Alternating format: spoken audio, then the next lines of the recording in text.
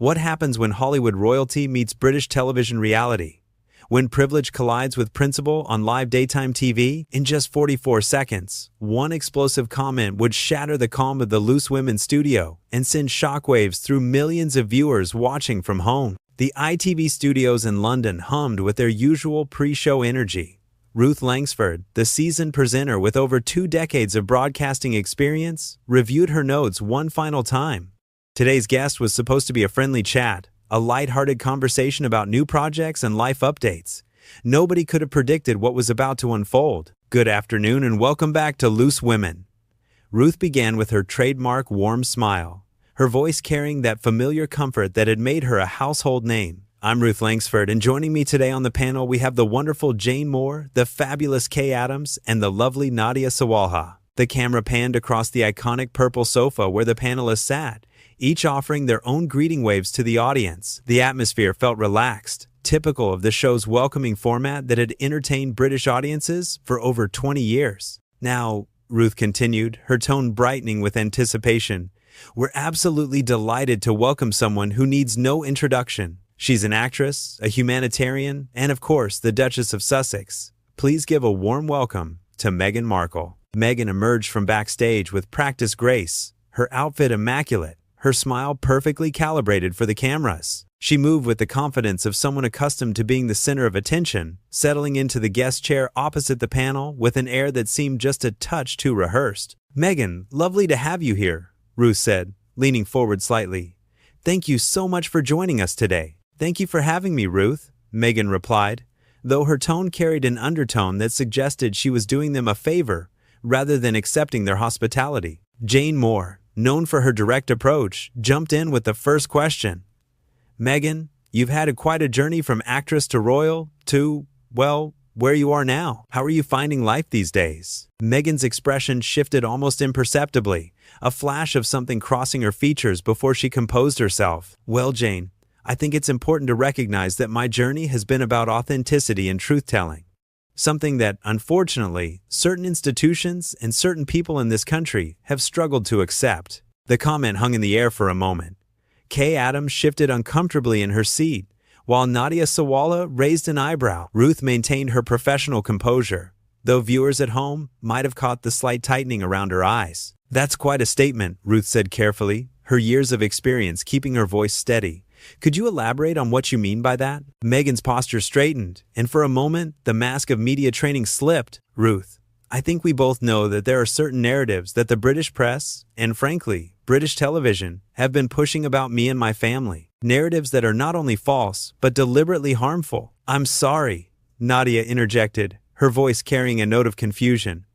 But are you suggesting that we, here on Loose Women, have been pushing harmful narratives about you? Meghan turned her gaze to Nadia with a look that could freeze water. I'm suggesting that British media, including daytime television, has consistently failed to show the respect and accuracy that someone in my position deserves. The studio audience, usually warm and supportive, had gone notably quiet. Jane Moore's journalist instincts kicked in. Meghan, with all due respect, part of media coverage, whether you're royal or not, involves scrutiny. That's how journalism works. Jane, Meghan's voice took on a patronizing tone that made several panelists exchange glances. I don't think you understand the level of vitriol and racism that I've experienced, the difference between scrutiny and persecution. Ruth felt the interview beginning to slip into dangerous territory. As the host, it was her responsibility to maintain balance and fairness. Meghan, I think everyone here absolutely acknowledges that racism is completely unacceptable. But perhaps we could talk about some of the positive projects you're working on now? Meghan's laugh was sharp, almost bitter. Ruth, that's exactly the problem. Every time I try to address serious issues, people want to change the subject to something more palatable, more comfortable for British sensibilities. The tension in the studio was now palpable. Camera operators adjusted their positions, sensing that something significant was building. Ruth, drawing on decades of experience handling difficult interviews, tried once more to guide the conversation back to safer ground. I'm not trying to avoid serious topics, Meghan. I'm simply trying to have a balanced conversation that serves our viewers. Your viewers? Meghan repeated, and there was something in her tone that made every person in that studio sit up a little straighter. Tell me, Ruth, what exactly do you think your viewers deserve to hear? Ruth felt the weight of Meghan's question hanging in the air like a loaded weapon. The experienced broadcaster knew she was at a crossroads moment that could define not just this interview, but potentially her entire career. She chose her words carefully. "I think our viewers deserve honest, respectful conversation, Meghan. That's what we've always tried to provide here on Loose Women." "Honest?" Meghan's voice rose slightly, and the studio audience could feel the shift in energy. "Ruth, let me tell you what honest looks like. Honest is acknowledging that I walked into a system that was never designed to accept someone like me. Honest is recognizing that every single thing I did was scrutinized, criticized, and twisted into something negative by people who couldn't stand to see a strong, independent woman of color succeed." Kay Adams leaned forward, her Scottish accent cutting through the tension. "Meghan, I don't think anyone here would disagree that you faced unfair treatment, but surely you can understand that when you're in the public eye, especially at that level, there's going to be intense interest?" Meghan turned her attention to Kay with a look that could melt steel. "Kay, intense interest and systematic character assassination are two very different things, but I suppose sitting here on your comfortable purple sofa, it's easy to minimize what you've never experienced yourself." The comment hit like a slap across the face. Jane Moore's journalist instincts flared. "Hold on a minute, Meghan. That's completely unfair. We're all working women here. We've all faced our share of challenges and criticism." "Have you, though?" Meghan shot back, her voice dripping with condescension. "Have any of you ever had your baby's safety questioned by an entire institution? Have you ever been called aggressive for speaking up when you knew you were right? Have you ever been told to smile more, speak less, be grateful for scraps?" Nadia Sawalha, usually the peacemaker of the group, tried to interject. "Meghan, we're not trying to compare experiences here. We're just trying to have a conversation." "No, Nadia." Meghan's tone became increasingly sharp.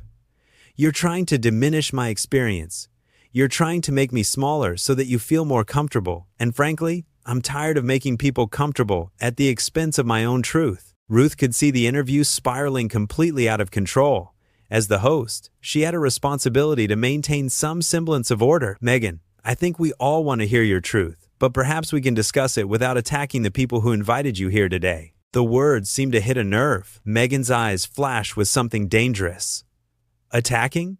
Ruth, if you think anything I've said constitutes an attack, then you clearly have no understanding of what a real attack looks like. You have no idea what it's like to have your character destroyed by people who have never even met you." "But we have met you," Jane said quietly, "and right now, you're being quite hostile to women who are simply trying to do their jobs." The studio fell silent except for the barely audible hum of cameras.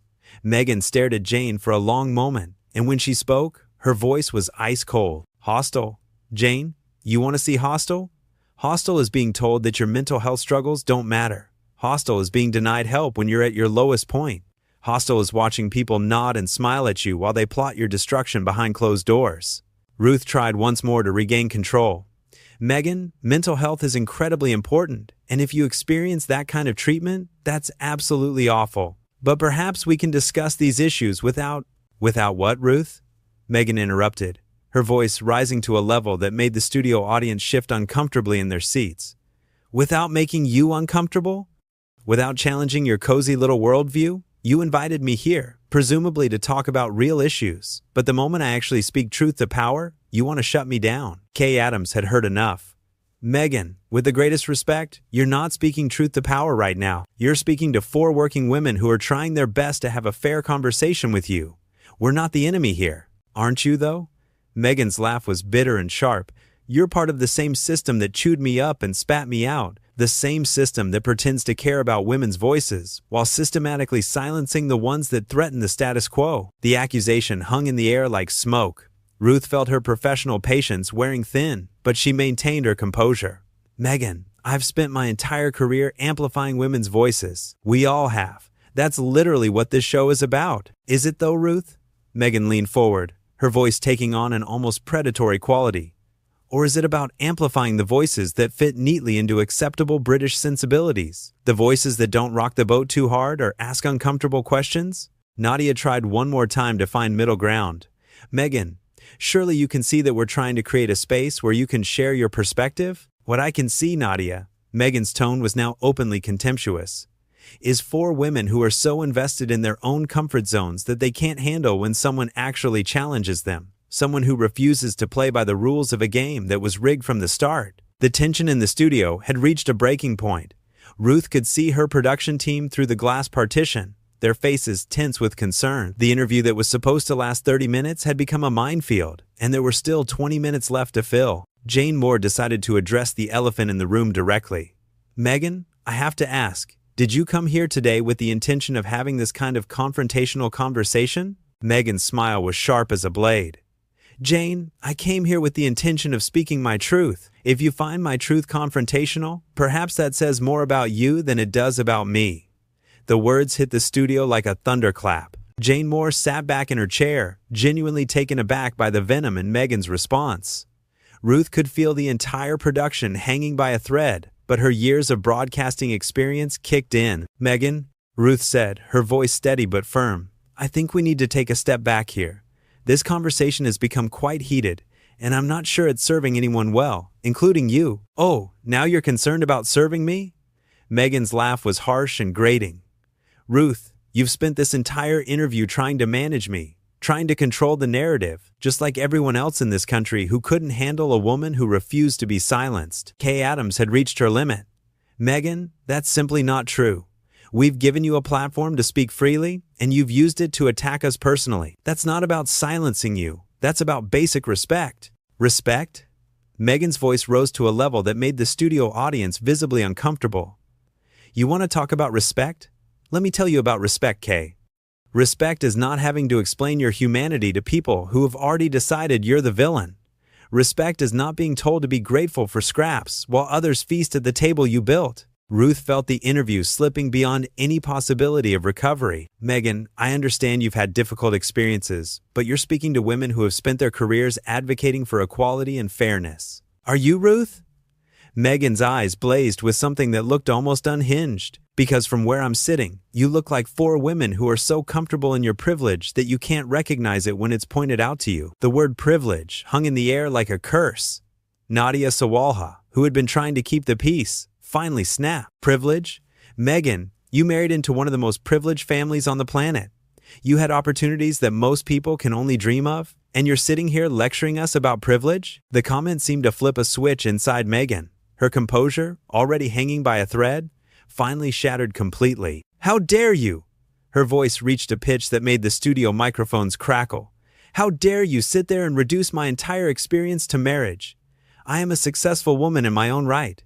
I had a career, I had achievements, I had a voice before I ever met Harry. And the fact that you can't see that proves exactly what I'm talking about."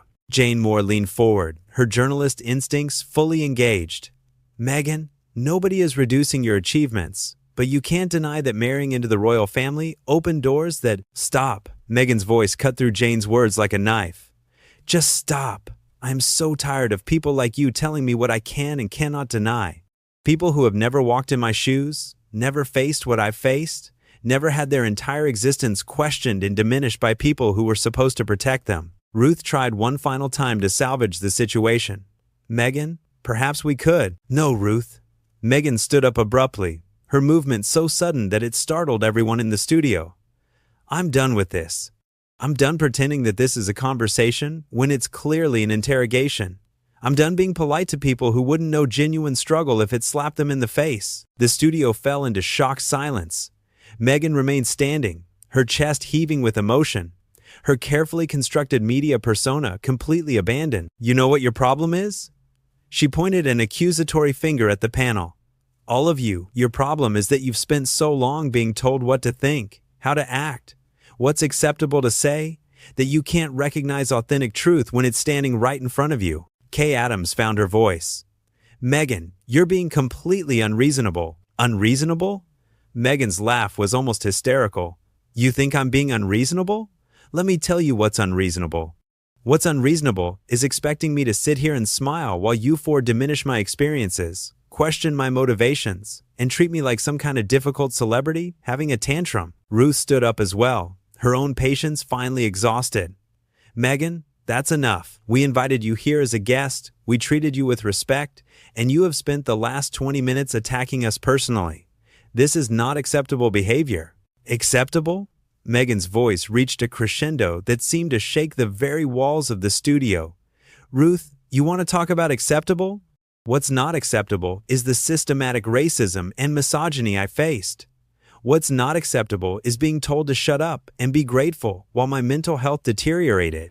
What's not acceptable is coming on a show that claims to support women only to be ganged up on by 4 women who can't handle hearing the truth about their own complicity. The word complicity seemed to be the final straw. Ruth's professional mask finally slipped, and when she spoke, her voice carried the full weight of her decades in broadcasting. That is completely unfair and completely untrue.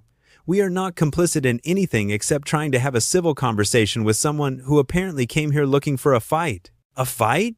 Meghan's voice cracked with emotion. You think this is me looking for a fight? This is me, finally refusing to be silenced by people who think they know better than I do about my own life, my own experiences, my own truth. Jane Moore had heard enough. Meghan, your truth doesn't give you the right to attack people who are trying to help you share it. Help me? Meghan spun around to face Jane directly.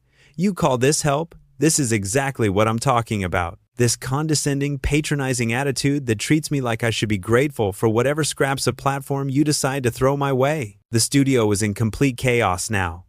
The audience sat in stunned silence, unsure whether they were witnessing television history or a complete breakdown. Ruth made the decision that would define her career. Meghan, she said, her voice calm but absolutely final. I think it's time for you to leave. The words hit the studio like a bomb. Meghan stared at Ruth for a long moment, her face cycling through shock, rage, and something that might have been genuine surprise. Excuse me? You heard me, Ruth replied, her composure completely restored. This interview is over. You can leave now. For the first time in the entire interview, Meghan seemed genuinely speechless. She looked around the studio, at the cameras, at the audience, at the 4 women sitting on the purple sofa who had just collectively decided they'd had enough. You're kicking me off? Her voice was small now, almost childlike. Yes, Ruth said simply, we are. And with that, security appeared as if from nowhere, ready to escort the Duchess of Sussex off the Loose Women set, leaving 44 seconds of explosive television that would be replayed, analyzed, and discussed for years to come.